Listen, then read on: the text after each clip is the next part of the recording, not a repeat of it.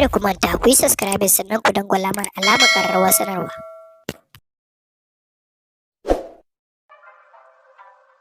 Hari da dumuduminsa. 'Yan bindiga sun buɗe wuta ga rundunar motocin tsaron shugaba Buhari a Katsina. Amma kafin kawo muku cikakken rahoton, idan yau ne farkon kasancewarku da wannan tasha ta mai albarka, sai ku danna mana subscribe, kana ku danna alamar ƙararrawar sanarwa domin kasancewa tare da mu. Gaskiyar abin da ya faru da tawagar shugaban ƙasa akan hanyarsu na zuwa Daura domin bikin sallah.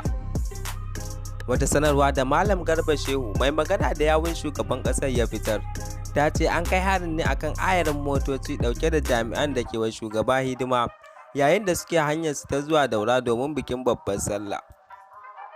Sanarwa ta kuma ce shugaban na Najeriya baya cikin ayarin motocin.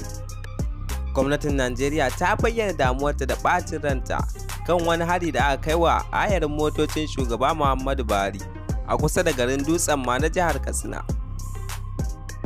Garba Shehu ya ƙara da cewa wasu mahara da ba a tantance ko su wane ne ba sun yi wa ayarin kwanton ɓauna kuma sun buɗe wa jami'an wuta.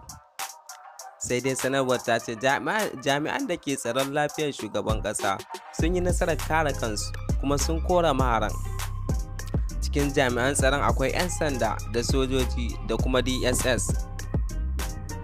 Cikin jami'an da harin ya ritsa da su akwai waɗanda za su tarbi shugaba na Najeriya idan ya isa garin Daura, da masu bashi tsaro da masu masa hidima da kuma 'yan jarida.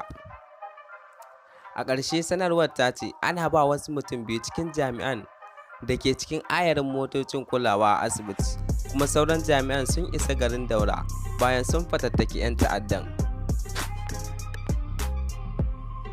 To duka anan muka zo ƙarshen labaran. Idan yau ne farkon kasancewarka da wannan tasha ta mai albarka, sai ka yi haƙuri ka danna mana subscribe, kana ka danna alamar ƙararrawar sanarwa domin samun sababbin shirye-shiryenmu da zarar mun ɗora.